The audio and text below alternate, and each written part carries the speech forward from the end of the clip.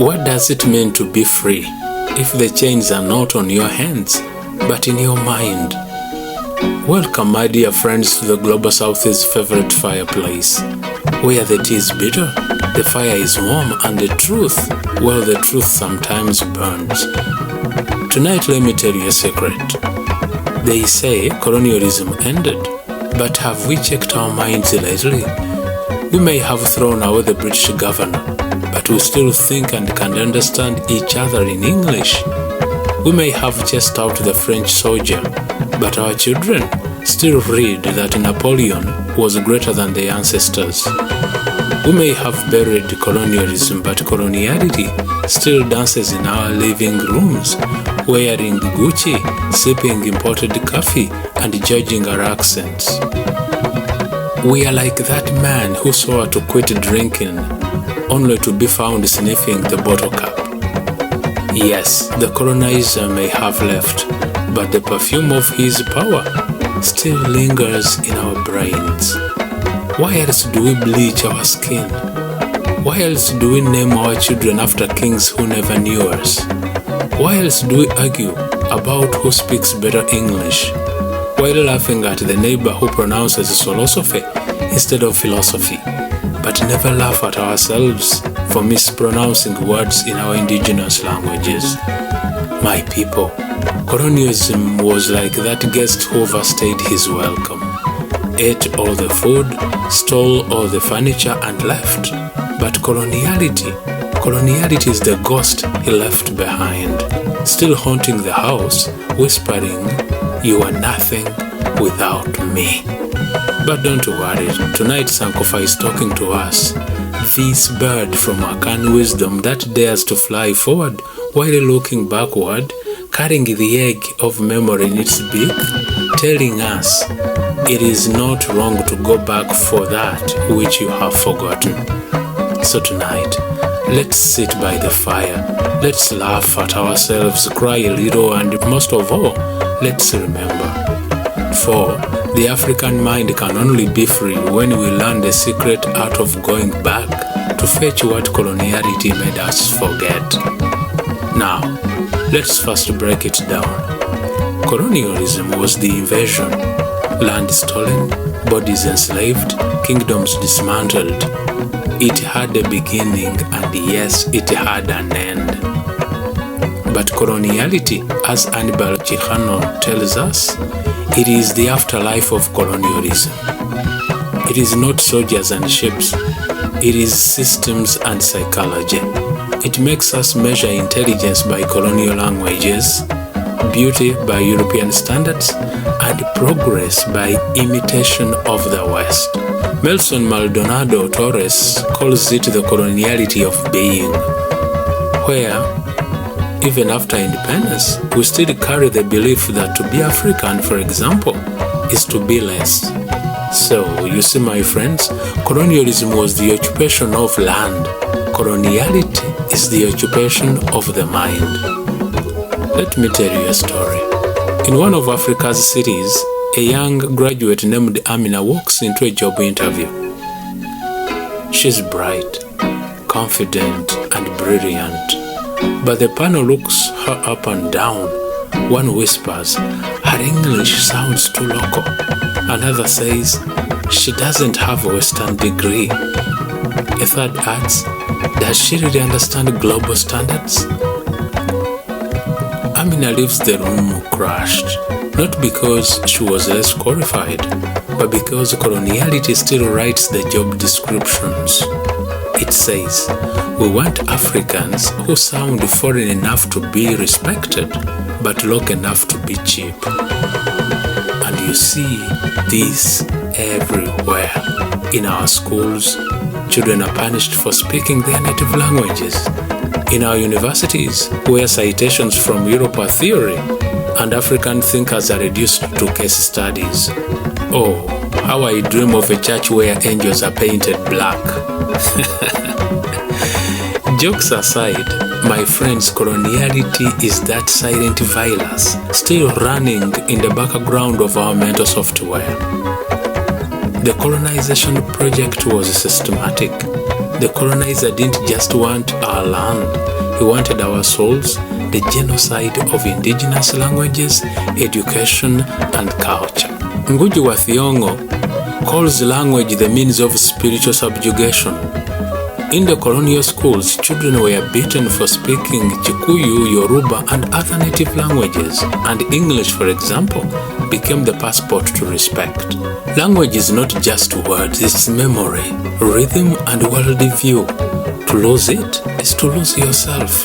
Picture this, a dimly lit evening in the hills of Kikuyu land. A child sits by the fire, eyes wide, heart open, listening to his grandmother's tales of warriors, rivers, and spirits.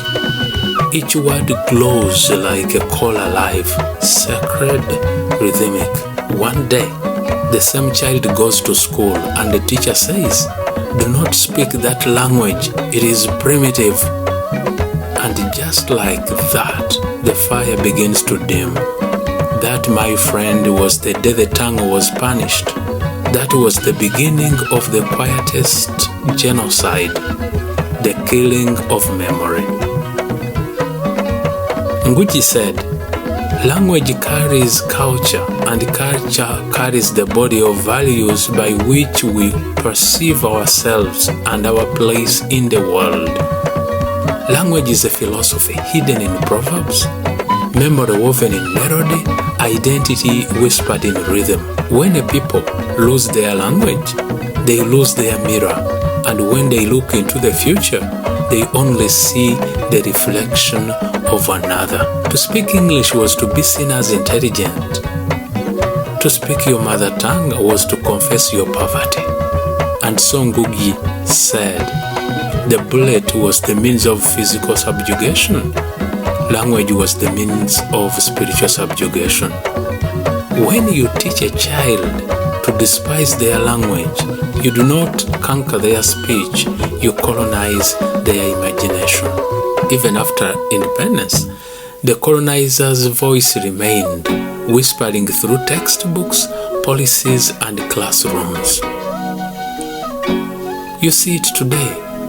Schools that call African languages vernacular. Parents who boast, "My child doesn't speak Luganda, only English." Media that mocks African accents by worshipping foreign ones. Universities that quote Foucault but not Okot Pibitek and Ngugi himself. The colonial project has succeeded when a people no longer need chains because they carry them in their tongues. Sankofa says, "Go back, fetch what you have forgotten. Go back to the stories your grandmother told you. Go back to the language that carried your laughter before the world called it primitive.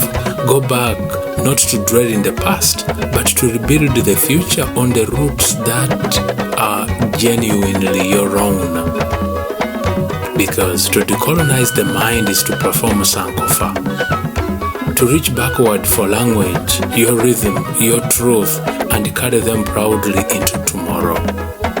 When Ngugi stopped writing in English and began writing in Kikuyu, it was not just literally, it was revolutionary. His book, Devil on the Cross, was written on prison toilet paper. The British had imprisoned his body, but they could not imprison his tongue. By writing in Kikuyu, Ngugi performed Sankofa, returning to the source to heal the wound.